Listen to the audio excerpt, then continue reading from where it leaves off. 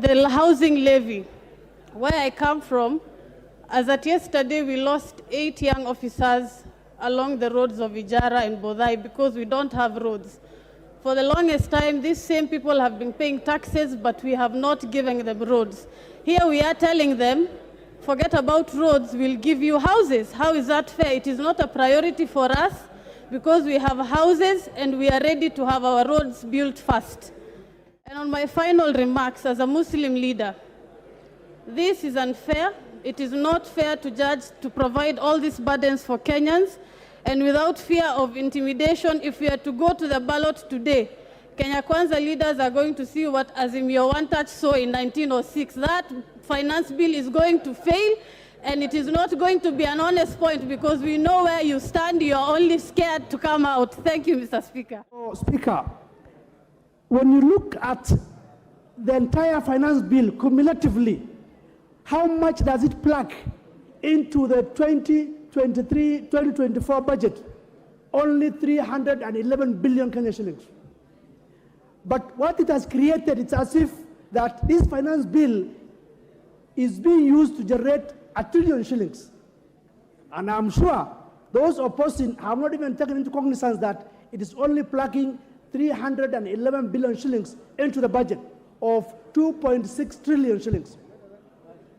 These are things that people don't want to know about it.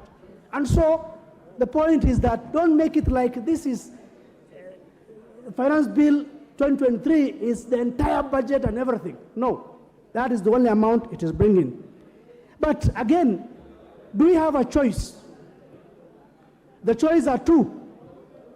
We raise taxes or we borrow. The easier route is to borrow. The hard road is to raise taxes. When you borrow, it's an easy route, but ultimately you will pay through the nose. But if you raise your own taxes, however painful it is, because as I said, no pain, no gain. You must raise taxes so that you can feel the pain. Their manifesto, Mr. Speaker, is an infringement on both their rights as individuals, as government, Mr. Speaker, and even to the people of Kenya, Mr. Speaker. And I want to say this as a member of the Finance Committee, having gone through this, and having said taxation is a painful thing, Mr. Speaker, I stand to support the finance bill as it is, Mr. Speaker. Mr. Speaker, you have been around as a person of immense institutional memory, Mr. Speaker. Mr. Speaker, look at the missed opportunities. This country, because of the fear of the unknown, we have stagnated. We have lost our stature as an economic hub.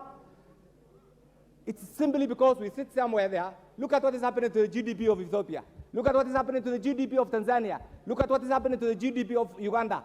Where do you want to place Kenya, Mr. Speaker? It's because we have persuaded ourselves that it's not us to do the right thing. Somebody else must come. It's our time to say this country requires development, Mr. Speaker. It's our time to say, as members of the 13th Parliament, what the government is proposing, bring the alternative. And let me tell you this for free. What you are being asked to do is to deny the government taxes, misinform the Kenyan public so that your regime becomes unpopular and collapses. Don't accept that truth. This government must function. This government has been elected democratically by the people of Kenya. And therefore, 1 month ago, Mr. Speaker, the salary is delayed.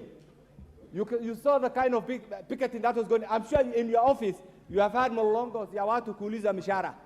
Isn't it? Where will the government generate the money from? The government must generate the money from taxations, through this bill. And therefore, Mr. Speaker, what I want to say is this. We have a country. This country must move on.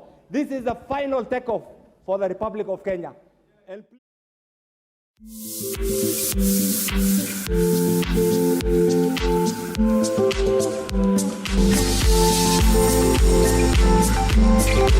Thank you.